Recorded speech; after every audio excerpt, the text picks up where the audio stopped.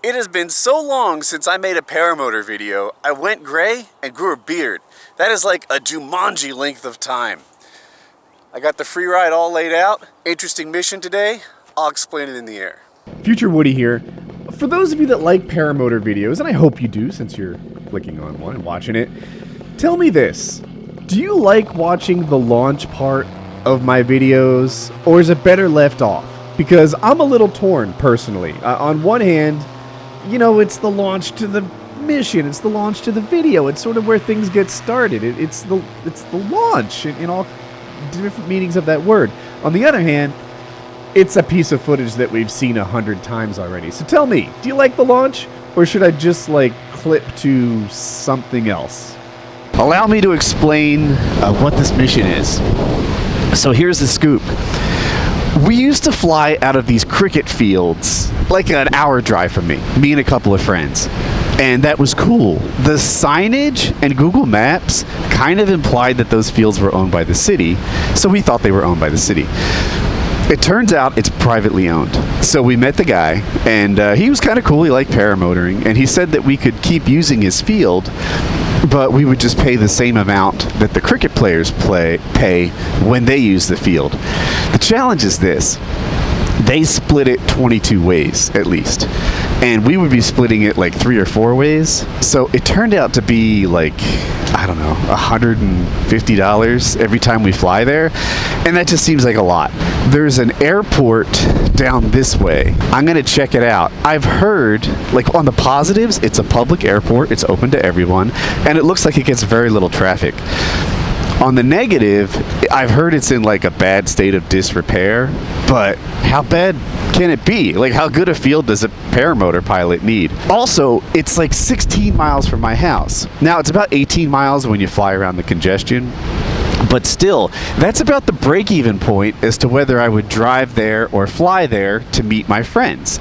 Because while driving's a lot easier, loading and unloading the paramotor into the truck and stuff like that, like it makes it balance out. It's kind of 6 in one hand, half dozen in the other, whether it's easy to drive or fly. I'm kind of excited about the possibility that my commute would cut in half, or my commute could possibly be a flying commute, which would be super awesome. I've seen better weather. There is the visibility I need, like it must be 10 miles to the city there, but I wish it was even more visible. The forecast says it's just going to get better all video, so we'll see how that goes. Here's the situation. When I fly up high like this, it makes me really comfortable because I have a lot of outs to choose from. Like I could land there, I could land there, maybe in that yucky spot over there. When I fly down low, I don't have any choices. Look at this landscape. Like, this is what North Carolina is like by default. If you don't do anything to the land, you get a forest. The thing is, when I fly high, my ground speed, like how fast I'm penetrating into the wind, is like 12, which is pretty slow. And when I fly low, it's 30. So it's real tempting to fly low, but it's not as safe. And I've been kind of like alternating back and forth between the two, depending on like how good the unplanned landings would be at the time. So, on my way. I am here. I made it. This is the airport. You can see the runway going side to side. I think I'm gonna come in and take a better look at it and see what's up. Doesn't look awesome, but awesome's not the first word that comes to mind. No air traffic right now. I'm looking for a wind indicator.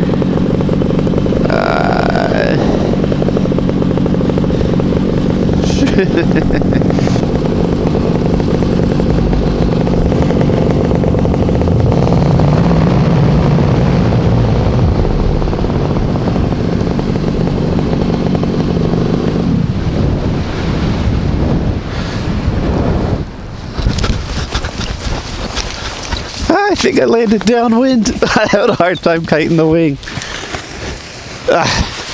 That'll do. Let's check this place out. Well, I want to believe it's great. I wish it was great. It's not great. You can see it kind of holds a lot of water. I was gonna say this was a motor part, but I think it's actually a spray can of some sort. The bigger issue is it's not that level. Like, I'm not sure how well the camera's picking it up, but there's a lot of like ups and downs. And if I was to say run this way across that swale, either I'd jam a knee or I'd just like load the wing and unload it as I ran up and down. And that's not awesome. It's not terrible though either. It is an open field that we could potentially use. It's just, seeing what I see, I don't feel like I'm done looking for our ideal launch site. It might be better. There's a private airport we could probably join for like 20 bucks a month. That might be a better option than trying to make this muddy one work. You want to check out this plane? I wonder what the story is. I just feel like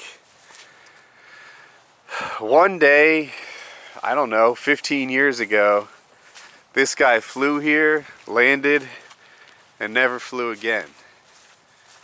What's the, like, how'd that happen? I don't know. Well, I think with the camera off, I'm just going to look around a little bit longer and then get started on my way home. I checked the wind, laid out my wing, double checked the wind, laid out my wing the other way. So I think it's just kind of light and variable down here. Hopefully I hit this launch.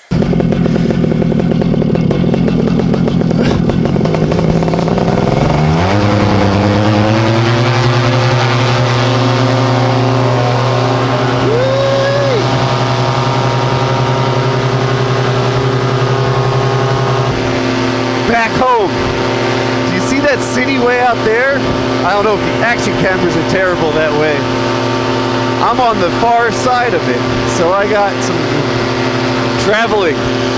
I think though that I'll have a tailwind. We'll see. Man, what a difference. So the ride on the way there to the airport, I was going about 12 miles an hour if I was up high, and maybe 25-ish, maybe even 30 if I flew really low. But of course I've got that what happens if I got a motor out problem. Now the sun is out, the sunset is starting, the place looks beautiful. This is a dream. There's clouds not below me but in front of me. I'm going like 60 miles an hour, 60, with this tailwind. On the way there I had like a little bit of fuel anxiety, because I was like, man, I burnt half my fuel getting here. Just how low is it going to be on the return trip? The answer? Not low. It'll be fine, because I've got this giant tailwind and I'm getting great economy and everything is going great. So, on my way home. I am home, and this is the dream, man. Like, check this out. We got clouds underneath me. Beautiful sunset. Strobe's going, for those of you concerned. There's the house. We're done, man. We made it. We made it there. We made it back. Everything went great. Let's do some wingovers.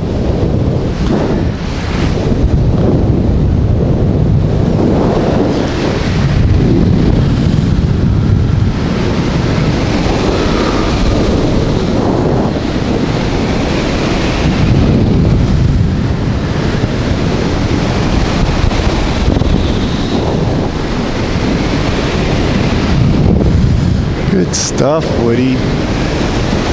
Go big, Woody! Oh, Woody, that's so big!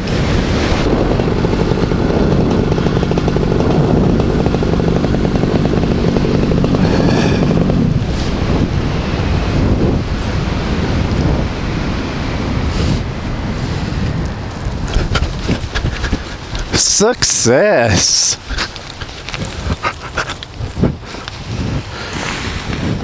Good times. Outro time. So, that airport was like a 4 out of 10, if I didn't say that already. And the flight home, 10 out of 10. Being over clouds, some wingovers.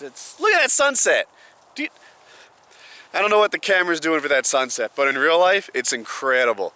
And also, I'm really happy with this free ride. I don't sell wings, don't get me twisted or anything. But I do want to talk about it for a second. Sometimes people want to upgrade their wing because they're trying to learn wing overs. And it is true an advanced wing makes them easier. But it really just makes them a little faster, and that's probably not what you're looking for. You're looking to get your timing right, and every wing has its own sort of roll rate, and how fast it wants to swing through the gate at the bottom. And that wing does it really quickly.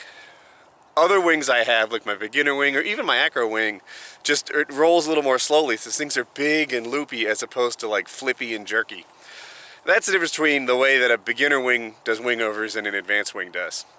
What the advanced wing does get you that is hard to replicate in any other way is speed. I was going 12 miles an hour at altitude during points in that flight in the ground, and I just know if I had my first wing, I probably would have been 0 miles per hour ground speed because I'd just be headed into the wind, which I think is about 25 miles an hour. I'm currently in love with my free ride because it enabled that flight to happen, whereas it kind of wouldn't on my first wing. So if you want to upgrade because you're trying to learn wing overs, your head's not in the right place. If you want to upgrade because you need more speed and you can fly when it's windy up top, well, that I can kind of make sense of. So anyway, I hope you like watching the video. I like making it.